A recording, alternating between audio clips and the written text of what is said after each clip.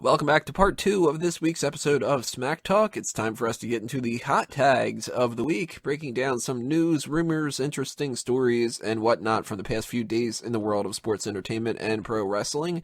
And I'm going to start off with a lukewarm tag just to get it out of the way. Jimmy Snuka, not fit to stand trial, but apparently he's going to be making an appearance at WrestleCon. So that goes to fuck that court situation, doesn't it? Fuck Jimmy Snuka. Yeah. It's like, man, this is not helping your case, Jimmy. From my understanding, there's going to be repercussions for this. He's being sent to a 30-day evaluation center, and chances are it's not going to be good news coming out of that for him. Good. I mean, if he's able to make an appearance at a wrestling event, he can make an appearance in court. I don't know, he might pull full loco while he's in there and just rub his shit on the walls and stuff to get out of it. I don't know if he's fit to rub shit on the walls. He might have to go through an evaluation for that too. Yeah, but he's dodging it because he knows he's fucking in the wrong. Yeah, but it'll catch up to him. Yeah. Isn't he dying anyway, so at this point, what does it fucking matter? Life is catching up. We have rumors that Cody Rhodes is going to be signing a Legend-style contract, but it's not exactly the way that a lot of people are going to be taking it. It's only for merchandise. Apparently WWE had a lot of merchandise built up for the Stardust character, and they kind of just don't want to lose out on it. But that's a little bit weird if they start selling other merchandise with Cody Rhodes on there, right? Are they planning on making more? What's the deal? If it's just to sell their leftovers, I imagine they'd be able to do that anyway. Yeah, that's what's weird. Yeah, that's what I'm thinking. If they had other stuff that they were just planning in the pipeline, they would just not do it. And if they already had it made, then they should just be yeah, well, we already had it made. So that's kind of curious, but a lot of people are... Go ahead. Well, maybe they'll let him come in once in a while and do this character. Kind of like, when they brought Boogeyman in every once in a while? Just to pop in as the Boogeyman, where they just have him pop in once in a while doing the Stardust thing. Then they can still have, a shirt every now and then. They can put him in the video games. They can do whatever they want with him. And Cody's free to go out and grow as he pleases. Maybe that is a good way for them to kind of let him do his own thing for a little bit, maybe come back eventually, because I got to imagine he's going to come back at some point. I imagine that's the long-term plan. Yeah. I mean, he said that he had this list that he showed on Twitter where it was the matches that he wanted to have. And he already has a couple of those booked, if I remember correctly. I know Mike Bennett's one of them. So if he kind of goes around, maybe takes a year or two off, comes back, he's still, 29 or something like that? So the dude's set. I mean, he'll end up being good no matter what. But if they have anything that can work together, cool. I think that Cody Rhodes should be coming back at some point. If this is the kind of thing that smooths it over, makes it a little bit easier, all the better for it. We have an abandoned trademark for Balor Club. We're not going to get the Balor Club anymore. So that might end up putting a little bit of a hindrance on all those people that think that Finn Balor's coming in and he's going to be a part of the club. But it doesn't mean that he's not coming into the main roster soon. You guys think that we're going to get Finn Balor to be a part of AJ Styles' club? I don't think so, but I wouldn't rule it out. Damn, Fightworks. I thought they were just pissed about this. He wanted to shoot somebody. Shit, I've got my own pyro. It's a rousing maybe. That's really all I can say on that. Rousing maybe. It's a rousing maybe. Because it would be really cool if they did. And if they don't, I'm also not going to be upset about it. Because Finn Balor's a man who can stand on his own 2 feet. I think there has to be some kind of allusion to it. Maybe down the line, if you want to have Finn Balor go against Carl Anderson and Luke Gallows, I'm assuming they're going to remain a tag team on the long term. Yeah, they have to. Separately, is Carl Anderson really going to do anything? No. I mean, if it comes down to it, they can probably do something like that. But I think that Finn Balor is going to feud with them more so than join them. I think so. I think this is something that they could hold off on, though. I think Finn Balor's coming up sooner than later.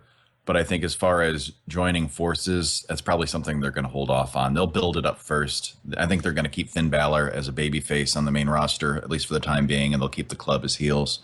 So I could see them feuding, and then maybe a year down the road, something happening where they join forces. Now, if nobody wants to know what happened during the past couple of tapings for NXT, earmuffs, but we had a match between Finn Balor and Shinsuke Nakamura, and Nakamura won. and apparently Finn Balor was being treated as that was his send-off. So he should be coming up with this draft. I got to think that AJ Styles and the club are probably going to SmackDown. They might be staying on Raw, I don't know. But if we start hearing rumblings that Finn Balor is going to SmackDown, I think that we're going to end up getting this club feud sometime this year. Well, if AJ ends up being split up from them, Finn could always end up being the new leader of it. There's a few ways they can go with it, but I just think they're going to keep them separate. At least for a little while, right? I just don't think it's a feud that honestly really needs visiting that much. Not at all? Not even just Styles versus Balor, period? I mean, you can do that match, but it doesn't even have to be club-centric. It can happen a few years down the line. It can happen... I thought you were going to say club sandwich. That's what I thought, too. I could go for one. I used to love club sandwich. I used to love hanging out at Club Centric. I played bass at that club one time. Speaking of tapings, though, we had our first tapings for the Cruiserweight Classic. And if you want to check out who exactly won those matches in the first round, go ahead and go to smarkoutmoment.com. I posted those a little bit earlier. We're not going to break down everything because we obviously have not seen the matches yet, so we don't know who's great, who sucks, who we are not familiar with, all that kind of stuff. But basically, it seems like the Cruiserweight Classic's getting some positive feedback. And I kind of wanted to touch base about that a little bit. Did you guys check out the taping results? Is there anybody that you were kind of disappointed might have won, might have lost, that kind of a thing? Anything that's standing out to you that you're really looking forward to with this? There's two guys that I'm mainly keeping my eye on, and that's Kota Ibushi. Jesus Christ, fuck off with the fireworks. Kota Ibushi and what was the other guy that fucking threw me off? I want to see Brian Kendrick in more action, so... Zack Sabre Jr.? Oh shit, I keep forgetting he's in it. There's the two that I keep hearing the most, are Kota Ibushi and Zack Sabre Jr. Yeah, it's another guy that could potentially have some awesome matches. So there's a few guys that I've got my eye on, but I'm not going to be upset if anyone loses or wins. At the end of the day, it's just a bunch of indie guys. And I think the only not main roster, but the actual WWE talent that they have are Kendrick, Gargano, Ciampa, and Rich Swann, if I remember correctly. Because Tajiri's not a Legends contract or anything, is he? I don't think so. Then that must be it then. But a couple of these guys are getting some good reports coming out. They might end up getting signed pretty soon, so that's kind of cool. Peyton, you were about to chime in there? I don't really have much to say because I'm gonna watch it first. Well, that is going to premiere July 13th. And the week before that, they're going to do a bracketology kind of report with Daniel Bryan and Mauro Ranallo are the two people that are doing commentary on that. So that in itself is pretty interesting, that they're going to go all out with a bracketology thing. They've got the weigh-in was apparently really serious. They had strict, if you do not meet this, you're not going to be able to compete. And apparently one guy didn't make the cut. So they had to get somebody else to replace him. I don't remember who it was. There's some dude, never heard of him before. But they're treating this like a real sport thing, which is kind of cool. Something different, right? What else we have here? We have that they might be doing pricing tiers on the WWE Network coming soon. They haven't said exactly what or what type of content would be in what type of pricing or anything like that. But just in general, what do you guys think about the idea that they might be charging for specific tiers like that? I think it's a good idea because not everybody wants everything. It's cool to be able to have access to all of the old pay-per-views, but say somebody only wants to get the current ones and, maybe a few of the other piecemeal things like, Table for Three and wow, that was loud. And one of the, maybe Camp WWE. So that'd be cool for that. But then if somebody wants to pay more, maybe they could have even more Raws and SmackDowns on there. See, I don't get cable. So I always have to go back after the fact and watch highlights from Raw and SmackDown, or, there's other methods too. But so if there were a way to include Raw or SmackDown with it, I think that would be a great way to go. But I know they're not going to do that because of the commercial money they get. Well, I would have to assume that the pay-per-views they know are the main selling point, and they would be at the top price tier. It's probably if you want the lowest one, which I would assume maybe stay at the $9.99. I don't know if they're going to really be that testy with the crowd. but maybe it's going to be like you only get the old content for like the cheapest. Maybe that's like $5 if you just want the old shit. I think it's probably that they just want to up their prices for the pay-per-view model, so you're probably going to end up like paying $12.99 if you want the main shows. Maybe 15. Yeah, makes sense. And honestly, it's not an unfair price. I mean, shit, I'd rather pay $12 or $15 a month than go back to that old shitty pay-per-view model. Yep. As long as they don't start making it to where it's like the content that they provide outside of the pay-per-views is shit, I can understand the 15 price. When you start getting the 20 where you double it, now I'm kind of thinking, well, you're taking it for granted a little bit. It's still better than buying the pay-per-view separately. I mean, there's no argument with that. But what would you say would be something that you would take away from it if you could? If it's like an a la carte kind of thing? I really don't watch any of the old content anymore, to be quite honest. It was a novelty, and now I'm just kind of like, eh. Yeah, there's a lot of stuff from other promotions and, classic stuff from other federations that I really don't have any interest in. I'd get rid of like all the AWA shit. I'd Yeah. get rid of I don't watch the collections, oddly enough. I think that would be something that I'd be into, because it's just like a bite-sized kind of a thing. Let's just take the best stuff and do like a smash hit kind of a thing, but I don't like those. I mean, I really only watch the network for the pay-per-views and for like the new like Table for Three, Camp WWE, that kind of stuff. Peyton, what about you? Is there like a specific thing that you're like, I ain't watching that? If take that away, give me $1 back.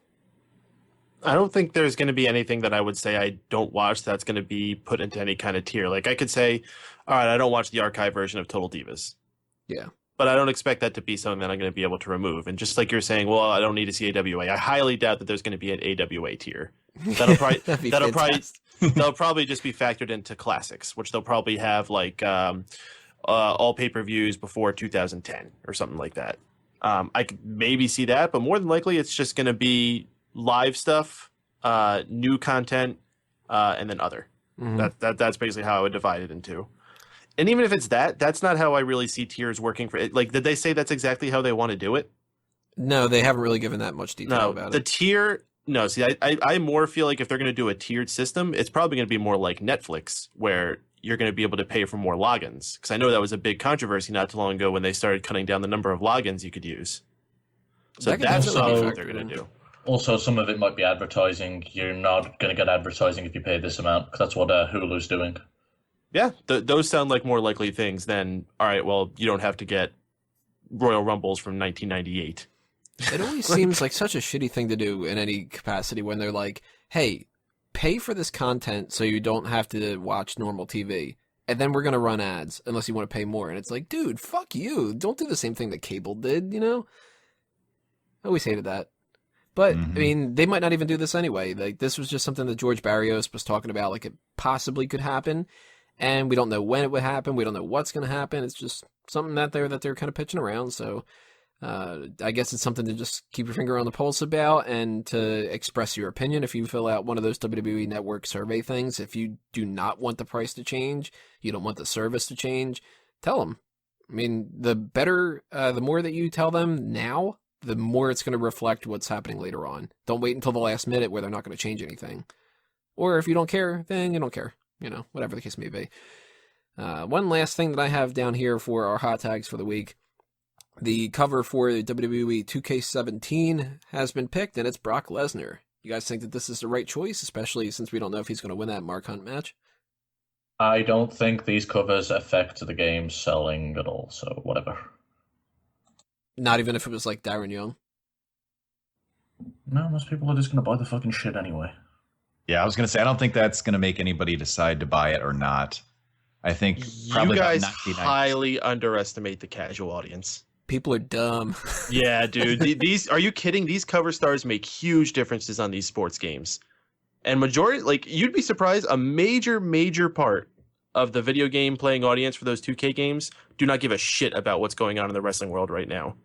They're completely separate. There's a Venn diagram with an overlap, but there is a shit ton of people that play those games that do not care about wrestling.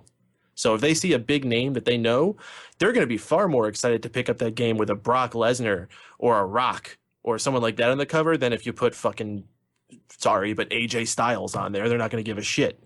I'm actually surprised it's Oh not man, AJ. you'd sell that game out in Japan all over the place. Well, who was last year? Was it Roman? Austin, was it maybe? Austin, yeah, Austin. Austin. Oh, Austin, yeah. Well, you know what's at least better that they're going with Brock Lesnar instead of Goldberg. Yeah. I'm with you on that. That scared me when I saw that commercial. But it does make me think that there is going to be some type of big, like, Brock versus Goldberg mode in the game. Relive the one mode that everybody hates. Oh god, that was WrestleMania 20, right? Yeah. It'd be great, like if you know how when you do the universe mode, or not the universe mode, the story mode, and have to redo mess things they did in the match. Stand and stare, check. Stand and stare, check. Lock up. Stunnered. Oh, Lock up and undo the lock up. You did more than 4 moves. You lose. And at the end, instead of like being the champion, you leave the company. Yeah, that's it for our hot tags for this week. Everybody leave your comments below. Tell us what you think of these different subjects. If you think somebody else should be on the cover, what are you expecting for the Cruiserweight Classic? You think there's going to happen with the Balor Club, so on and so forth. We're going to take a break with the rest hold, and we're going to come back and start answering those questions that you submitted for the June mailbag. So stay tuned, everybody. Part 3 is coming up next.